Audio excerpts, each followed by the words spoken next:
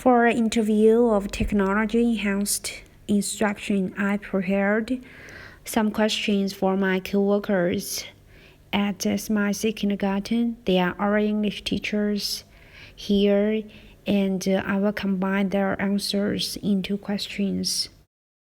The first question, they use laptop, projector, smartboard, PPT, and some software like Prezi, YouTube videos, and writing pen.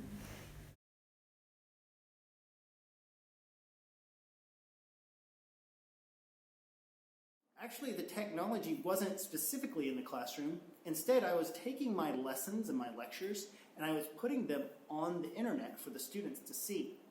I did this so that the students could regularly view the content delivery of the lesson in order to be able to remember and practice the things that they learned in the unit. Now, I thought that this would be a more effective way of doing technology in the classroom and teaching the lessons, because if they come to my class and they hear me give a lecture or hear me teach on a specific topic, they may forget that topic very easily once they leave the classroom. Maybe they need more time to view that specific content or that lesson in order to understand and learn the material. The total time they use for their 40 minutes teaching is less than 10 minutes. There's no scientific research about that, but they found that kids are very attracted to watching videos and play, and they paid more attention. And they also found that kids can sing the songs they teach, and the videos can help students to read and to sound the materials of teaching, and it helps the students to improve their visual skills if they find that kids can watch, listen, and sound the materials.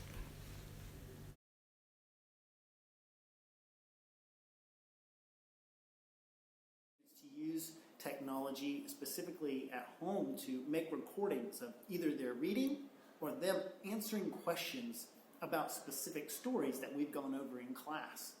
And they have to use very specific target language and answer my questions in a very specific way. And when they do that, I have a rubric that I use to evaluate how they have used that language and how well they have spoken and their speech and language skills. Then I give them that feedback almost immediately, and once they see it, they're able to make adjustments to their language and speaking, and I even give them suggestions on how to practice in order to improve in those specific areas. Pam said by using the video, she used scaffolding so kids can sound it, and she asked them a lot of questions about the videos or the teaching materials on the smartboard.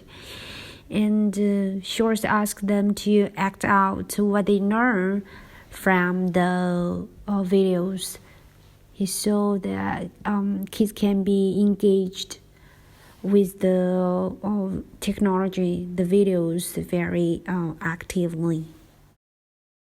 Sometimes it makes kids hyperactive, especially about food or something they like. And also sometimes kids will focus on watching without paying attention to teacher. And also parents are concerned about students' eyesight on using too much technology. And they also worry that too much technology might cause students lose interest in the traditional teaching materials.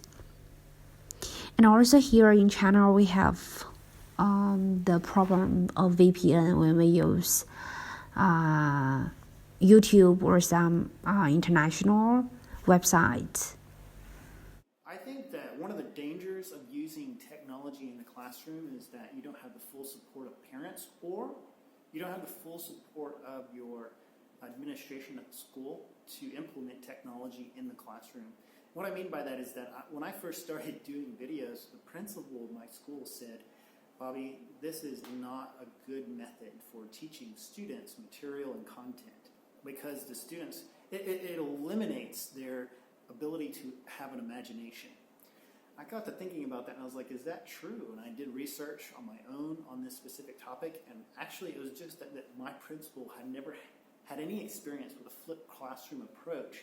So it was new to him, and he was against it because it was new, and no one had ever presented it to him in a convincing manner. So, of course, he was against it, and I didn't have full support from him, and it was really hard for me at the beginning to implement it.